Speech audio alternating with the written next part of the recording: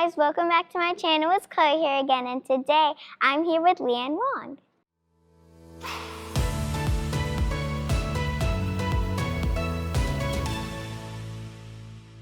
Leanne Wong is a multiple-time world medalist, a standout for the Florida Gators, and the founder of her own business, the Leanne Wong Boutique. Leanne, thank you so much for being here. Of course, thank you for having me. What originally got you into gymnastics, and when did you know it was something that you wanted to take seriously?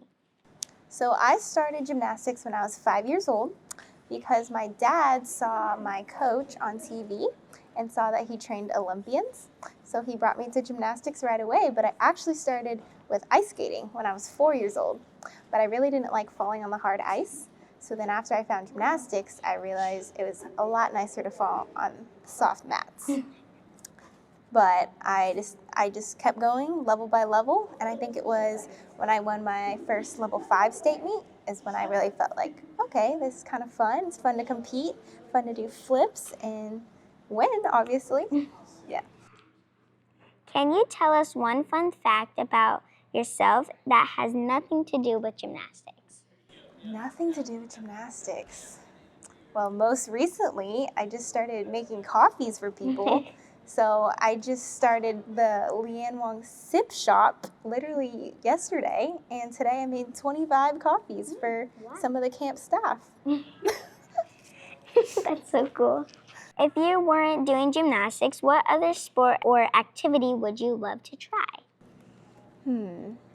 Well, I did grow up doing like swim lessons, and my 2 younger brothers also did swimming when they were younger, and now they do golf, but I think it would be fun to like be a swimmer and do some swim meets. What's one piece of advice you'd like to give to younger gymnasts who want to follow you in your footsteps? The advice I would give to younger gymnasts is to take it one day at a time. Every day you go in the gym, just set daily goals and some long-term goals, and remember to have fun. I like that piece of advice.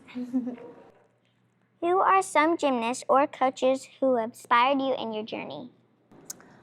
I remember at my level 5 state meet, I met Jordan Weber. So she was also somebody that I always looked up to going to the 2012 Olympics. So she's someone I looked up to for a while, and now she's a college coach. So that's super cool. Do you have any pre-meet rituals or traditions that help you get in the zone? I don't really have any pre-meet rituals. I mean, every athlete is different. Some like to have pre-meet rituals and have routines, but I like to keep my day pretty normal. So like, especially when I was in college, we would have Friday night meets very late at night, so I would go to class in the morning and then compete at night. So that's what I like to do even for away meets. I like to do school stuff, work on my business, or just do something to distract myself before the competition. What's something gym fans might not realize about what it takes to be successful in this sport? I mean, it definitely takes a lot of sacrifices to be successful in this sport.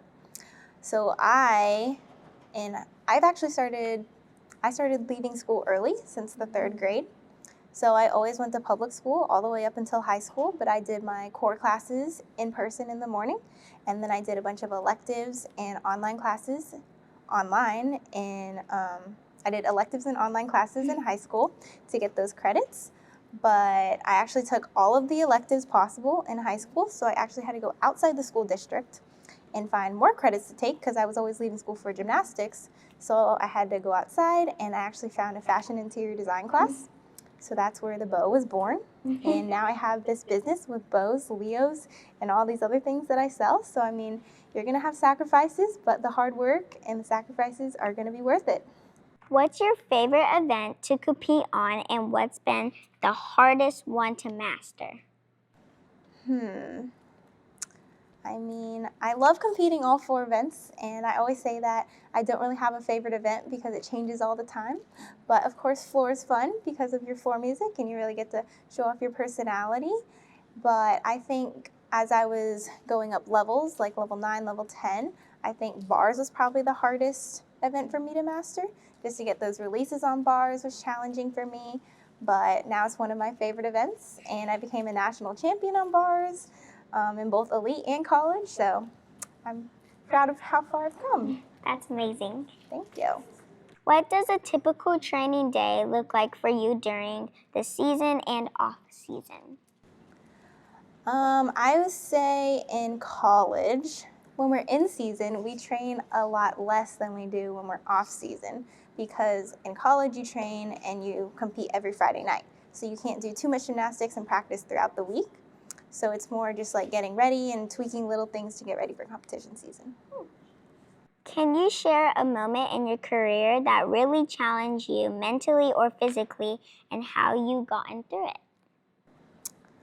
A challenge in my career, I would say, was definitely going to the Tokyo Olympics first as an alternate, because at Olympic trials, it was obviously a really stressful meet because you've been training your entire life for the Olympics and now you're trying to compete at the Olympic trials and try to make the spot for the Olympic team. So I had a not so great day one, but I had to put it behind me. And I went into day two, just clearing my mind and forgetting everything that happened, and had the best meet of my life on day two and made the Olympic team as an alternate. So I guess I was proud of that. But then I got to the Olympics and then I got quarantined because of COVID. So I actually only practiced for 3 days. And then I had to be quarantined because my roommate tested positive. Because our beds were only 3 feet apart, we were both quarantined.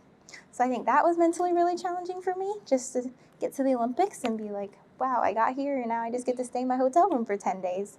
So that was challenging. But then later in November of that year, after the Olympics, because of COVID, the Olympics and World Championships were in the same year, and I ended up going back to Japan and becoming a 2-time world medalist. That's amazing. So I came home with my first 2 world medals after that. Well, thank you, Leanne, and thank you for doing this interview with me, and thank you guys so much for watching this video. Make sure to like and subscribe and share this video with your friends. Bye!